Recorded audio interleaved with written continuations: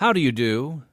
Santa Claus seems to be the world's symbol of Christmas to little children, the mysterious giver of gifts to those who are good. But we believe the man in this story really represented Christmas to the children in his town because, well, he cared. And he cared because his heart and mind and life were unshackled.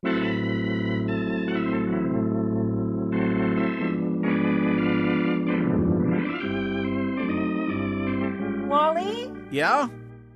What are you doing home now? I've joined the ranks of the unemployed. Oh, no. Yeah, they said my dizziness was too unpredictable. They couldn't take the chance of me falling and hurting someone at the hospital. Well, what are we going to do?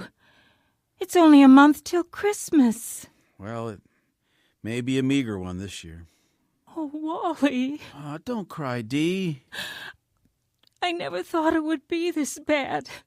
I mean, never knowing when you might have to be hospitalized, and now, no money coming in. We'll get through this. We always do. What's that noise? Oh, and then the dog had to go and have 8 puppies. Well, at least they'll provide a little humor. It isn't fair to the girls, not having a real Christmas. Well, tomorrow I'll go to the unemployment office. Maybe I'll find something there. This is Unshackled, dramatizing true life stories produced in Chicago by Pacific Garden Mission. Gift giving is not limited to Christmas at Pacific Garden Mission.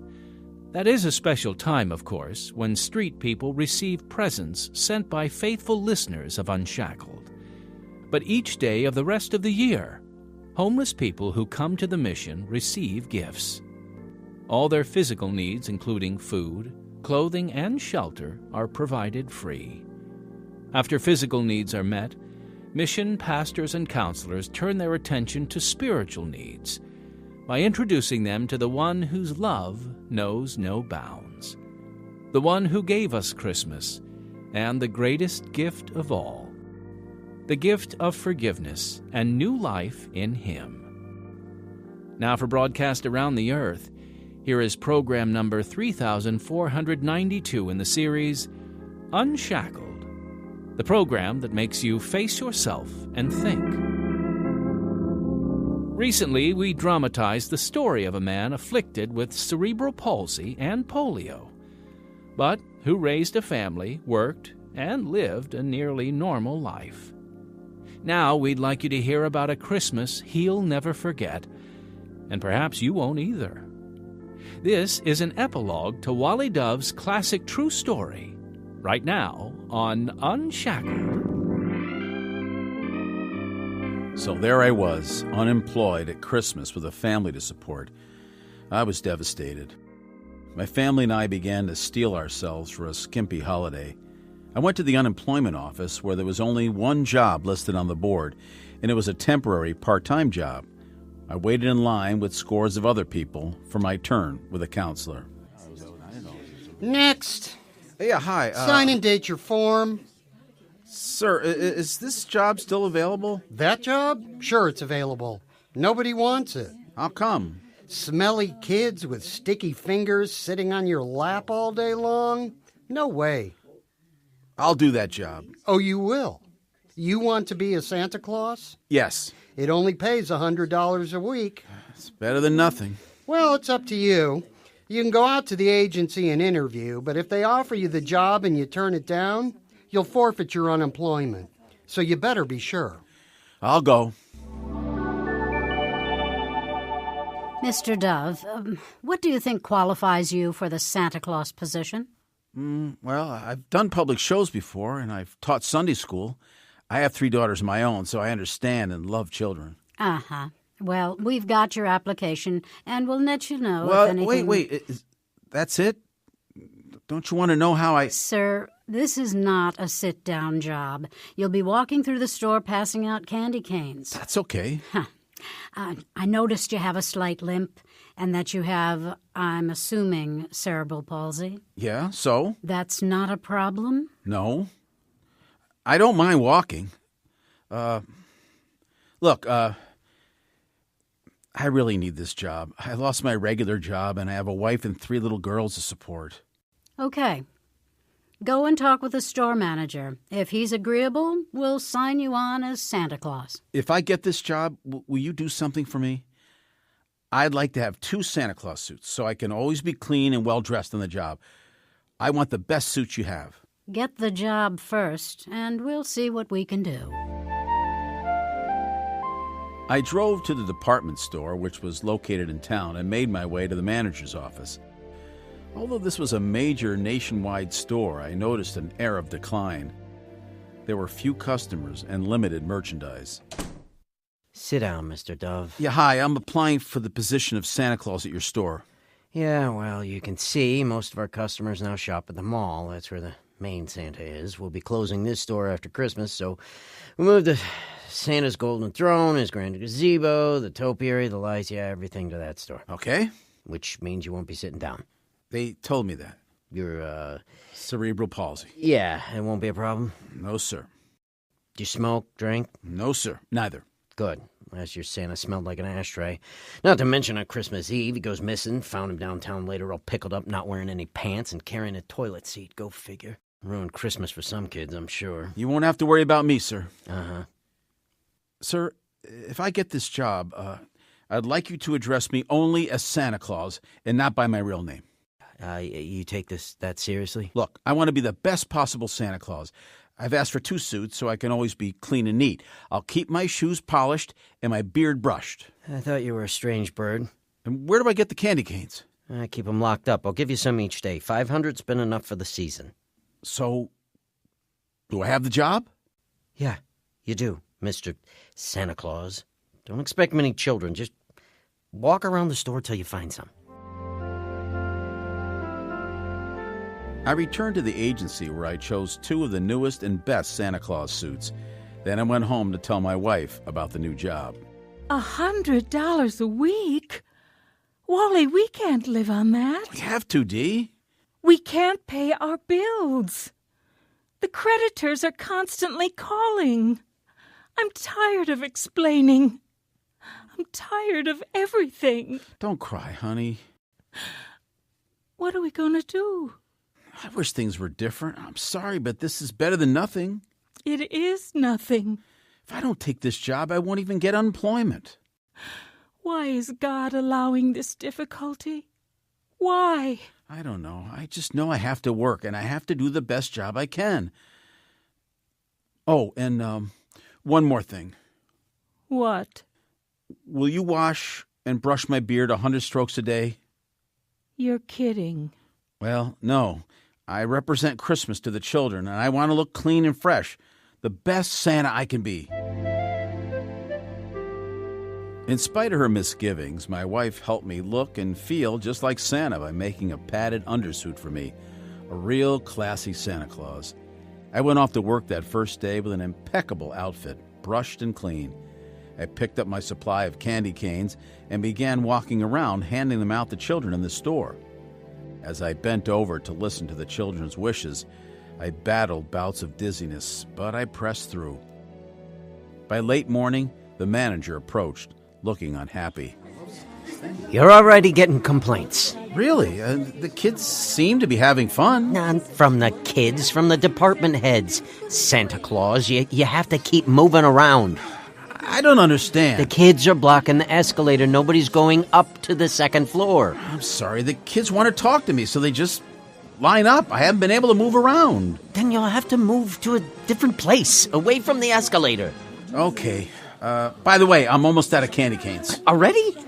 Are you giving only one to each child? Yes, but they keep coming. Well, I'll get some more, but find another place to stand. I moved to a different location, but the lines kept growing. The second day was even busier. While I talked to the children, mothers were able to shop, and as word spread around the neighborhood that Santa Claus was there, more parents brought their children. The children seemed to know that I cared about them. Santa Claus, I never get what I ask for, ever. Well, do you mind your parents? No. Well, maybe that's the reason. Do you put your toys away? No. Well, it seems to me you want everybody to do something for you, but you don't want to help out. I guess you're right. Do you know the real meaning of Christmas? It means we get presents. No, it's not about what you get. It's about what you give. And if you give your parents obedience and help, well, God will bless you. Huh? Well, what about you? Will you bless me if I'm good? Well, blessing does follow a better attitude. Jesus talks about that in the Bible. It's called the Beatitudes. Remember, God is the one who matters, not Santa. Live to please him. Ho, ho, ho! I'm going to tell my brother to come see you. He's got a horrible attitude. Well, that's fine. Send him my way. You think about what I said, though. Thanks, Santa. Santa Claus, I'd like a word with you. Don't go away, children. I'll be right back. More complaints? No. This is very unusual. Sales yesterday were up. Way up. Oh, that's good. So good that we're going to have to get you a chair. Oh, I'd like that. Problem is, each department wants to have you. Oh, so the department heads are not upset about me anymore. Oh, no, not a bit. They're clamoring to have you, but I think I'll install your chair in the shoe department. Sales are slow there. There's room for the line of kids to wrap around the chair. Okay. Tomorrow, Santa, you get to sit down. How was your day, Wally? Oh, good. Tiring, but good. The store's having record sales. Good for them. I wish you could see those children, honey. They're adorable. Some of them crack me up. And some are Hispanic and Asian. I don't even understand them. How do you communicate? Well, love. They all understand the body language of love. They know that I care about them. Well, I'm glad you like the work. They'll have a chair for me tomorrow. Good. Your other suit is pressed and ready to go. Are you hungry? Oh, famished. I'm not eating lunch because I don't want to risk getting anything on my suit. You've got to eat. I usually just get an orange drink. I'm careful with it. Plus, it helps us save money. Oh, Wally, life feels like it's too much sometimes. Oh, God's still in charge, Dee. If he can use me to help these kids understand the true meaning of Christmas, then it'll be worth it. What about our own kids? They're disadvantaged, too. What kind of understanding will they have, eating bologna instead of turkey? It won't always be that way. We can't afford to get them even one present. I know. Hopefully their grandparents will be able to get them something. I hope so, too. And we won't give each other anything this year. We can't, Wally. It's as simple as that. Well, at least we're together. And we know God loves us. I know that in my head. But sometimes in my heart, I wonder how much. I know he holds the future, but does he really care about the here and now? Oh, I don't know. Time will tell.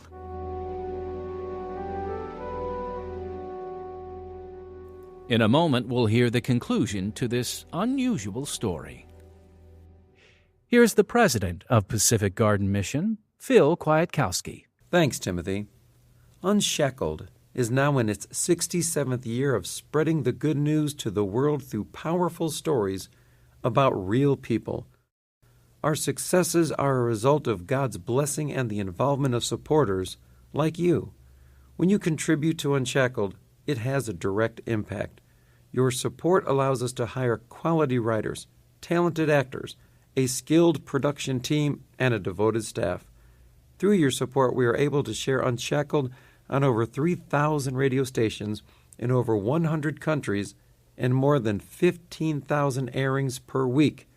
In order to continue the work that we are called to do, won't you consider making a donation to Unshackled this Christmas? It's really quite easy.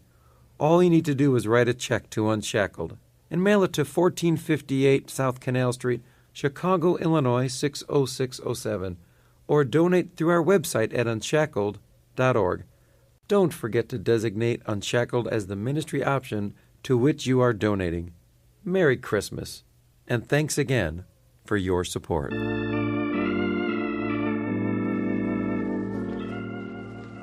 The third day, when I arrived at the store, people with children were lined up outside, waiting to see Santa. Department heads were in a battle to get my chair moved to their respective departments in order to boost their sales. My only interest was the children. Good morning, Santa. Morning. Oh, did you see all the kids out front waiting to see you? I sure did. I haven't seen this much excitement in this store for years. We're no longer shipping merchandise to the mall. In fact, we've had to bring back some stock. What is it about Christmas that everyone loves? That's just it. It's love in action. It gives us a chance to express it and feel it, like the inventor of Christmas himself. Santa Claus. No, Jesus Christ, who loved and gave up all. I think we all have a desire to express our love. Christmas is a chance to do that. It's the giving that is the reason for the season. The giving, huh? I suppose. Anyway, look, they're moving the stanchions, so get ready. The kids are coming. I'll see you later, Santa. Oh, your candy canes are beside the chair. Hey, Santa. Hello, young man. What's your name? Tony. Hey, my little brother told me to come see you. He said you told him to think about others instead of himself all the time, and about giving gifts instead of getting them. Did you really say that? Well, I sure did. Why? The value of life is in loving others, just like Jesus. God gave us the most expensive gift of all time when He gave us Jesus that first Christmas. We didn't deserve His gift, but He gave us His only Son because He loves us. He came to save us. Look, Santa, or whatever your name is, I want gifts. And if Santa's telling everybody that we should give gifts instead of receive them, it's going to ruin my Christmas. Well, I think your attitude might ruin your Christmas. Nah, I don't want to hear another sermon. You give out a sermon every time you talk. You tell what you think, and there's a message every time. But you need to ask yourself, Tony, what is that message? Because that boy was in high school, I became controversial among the teenage crowd, as well as among the smaller children. Folks were asking, who is that Santa Claus who seems to care? Why are the lines growing longer and longer to see him? One day, the store manager approached me again. Santa, the fire chief is looking for the right Santa Claus for the big parade and to help promote Fire Awareness Week. And the agency recommended you since, I've been enthusiastic about your work. Oh, thank you. What do I have to do? They'll bring a fire truck to the parking lot, and you'll have your picture taken with your kids after the ride in the parade. The publicity will help the store. Well, I'm happy to oblige. I had to order more candy canes. We went through the second 1,000 in no time. So I ordered another 1,000. I've never seen so many children in this store. Oh, by the way, one of the high school English classes wants to interview me. What about? The secret of my success with the children. I wonder about that myself. Every day I hear from parents thrilled because of something you told their child. Yesterday, one of them was excited because their kid sat on your lap. Wouldn't sit on any other Santa's lap. Love is the answer. God's love. I had to climb a 5-story ladder for the fire awareness promotion, which wasn't easy because of my dizziness. Having one leg shorter than the other didn't help either. But the publicity was good for the store and got my picture in the paper. Here it is, Wally. Right on the front page. Good picture. Wow, I'm really high up there, aren't I? It was a bit scary climbing that ladder. How was the interview with the English class? Oh, fine. I explained the real meaning of Christmas. You talked about Jesus? They asked. Do you think they understood? Some did. Others wanted to know what Santa Claus had to do with it. I told them I was just one of God's helpers trying to spread the Christmas spirit of love. I'm proud of you, Wally. Really? I had my doubts when you first started this job. Santa's such a commercial figure. But now I think it must have been God's will for you to do this. He's really using you. Some of those kids don't even believe in Christmas. They've never heard about Jesus. What is it with parents today? My heart really goes out to those kids. Some are neglected, some have disabilities like me. Some are coddled and spoiled beyond belief, but they all have dreams. At least you're pointing them in the right direction. The weeks passed quickly, and Christmas was fast approaching. My life was enriched by all the children who waited in line, sat in my lap, and whispered in my ear. The shy ones barely able to look at me, the bolder ones giving me a hug. I had handed out nearly 5,000 candy canes. Morning, Santa Claus. Candy cane delivery, another 1,000. Oh, thanks. Boy, the crowds just keep coming. Never seen anything like it. You've helped restore the Christmas spirit here in the community. Well, that's the Lord's doing. All the clerks want to know who you are. They only see you in your Santa Claus outfit, and I always call you Santa. Did you tell them? Of course not. People love a mystery, but they do want you to come to the employee Christmas dinner this year so they can meet the real person behind the beard. We'll pay for your meal. Oh, I'd be honored. I'd like to bring my wife, too. She greatly helped me. There's a Mrs. Claus? Perfect. Seriously, though, no, we all appreciate what you've done here. I mean, the parents are grateful, the departments are happy, and I've had more compliments this one season than I think I've ever had as a manager. Oh, I'm glad to hear that. You've made such an impact on the store, on the whole community, really. It's been a wonderful experience. Your cerebral palsy certainly hasn't hindered you. I had polio, too, when I was 14. Good grief. So that's why you limp? I'm not looking for sympathy. It never was. I just wanted to do what everyone else could do. So I had a paper route a year after I got polio. A lot of people would have given up. I might have, but I found Christ when I was 17. He made all the difference in my life. It's too bad the Christmas spirit doesn't last all year long. If you let Christ live in your heart, it does. As Christmas drew near, the crowds remained heavy, and the line of children was constant. The day before Christmas arrived, and with it, the last-minute shoppers. Many parents brought their children for last-minute reassurances. Oh, this is wonderful. I've been real good, Santa. Oh, I'm glad to hear that. Do you help Mommy and Daddy? Yeah, and I pick up my toys and I don't fight with my brother. Do you think you deserve some nice presents tomorrow? Yeah, a bicycle and a baseball glove. Do you know why we have Christmas? So I can get presents. Oh, and I can give presents. Well, Christmas came when God gave us baby Jesus. He's the best present of all. Jesus is? Mm-hmm. You love Mommy and Daddy, don't you? Yeah. And your brother? Sometimes.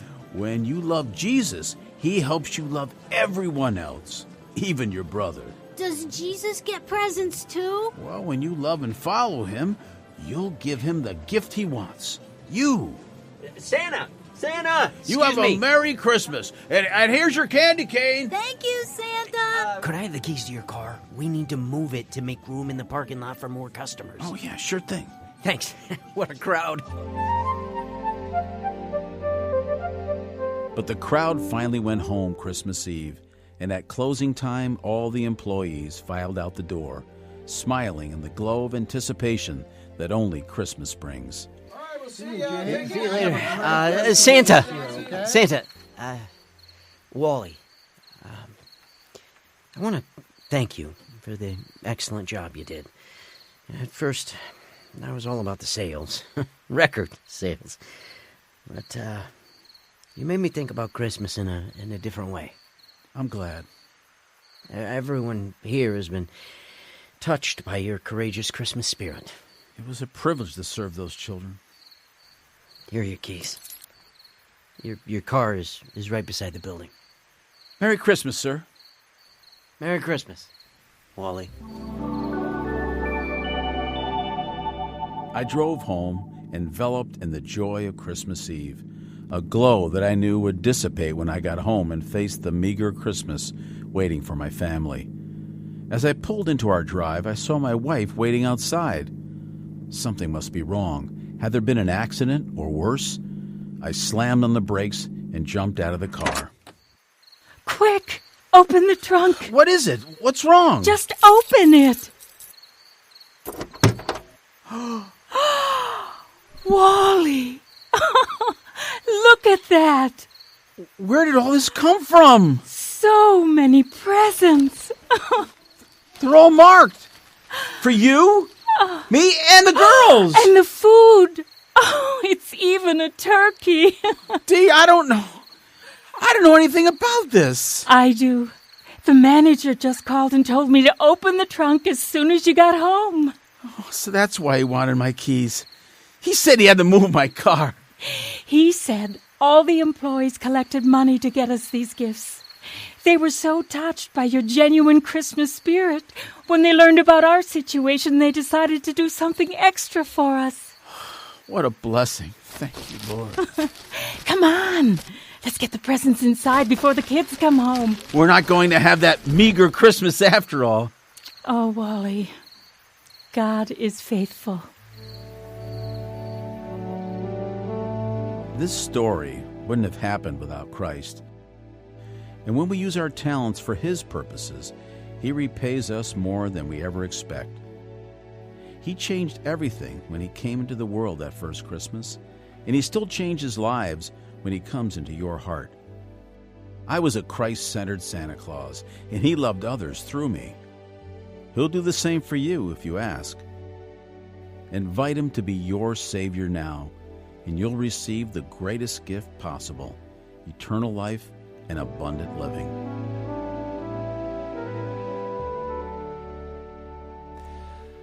For God so loved the world, that He gave His only begotten Son, that whosoever believeth in Him should not perish, but have everlasting life.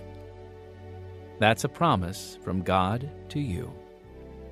If you'd like to know more about new life in Christ, you're invited to get in touch with Pacific Garden Mission, 1458 South Canal Street, Chicago, Illinois, 60607. The telephone number in Chicago, 312-492-9410. Our email address is unshackled@pgm.org.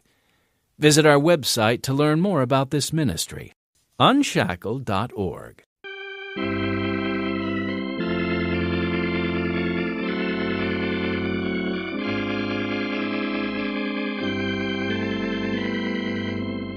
Remember to thank the manager of this station for bringing you Unshackled. This is program number 3492. Heard in the classic true story of the Christ-centered Santa were Jeff Lupetin, Jane Hahnemann, Michael Wollner, Jamie Barron, and Marcy Mencati. Script, Kenitha Gabler and Timothy Gregory. Original music, Don Badorf. Sound, Nadine Aloisio Sorensen. Recording engineer, David Pierczynski. Sound engineer, Kim Rasmussen. And I'm Timothy Gregory. Unshackled is produced by Pacific Garden Mission to show through true stories that if your life is empty, it can be filled to overflowing.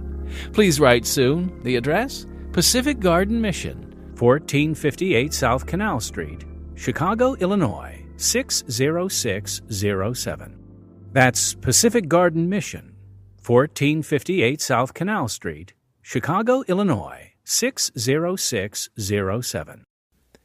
If you're discouraged, you may call Pacific Garden Mission in Chicago and talk with someone who cares. 312-492-9410. Someone is waiting for your call. 312-492-9410.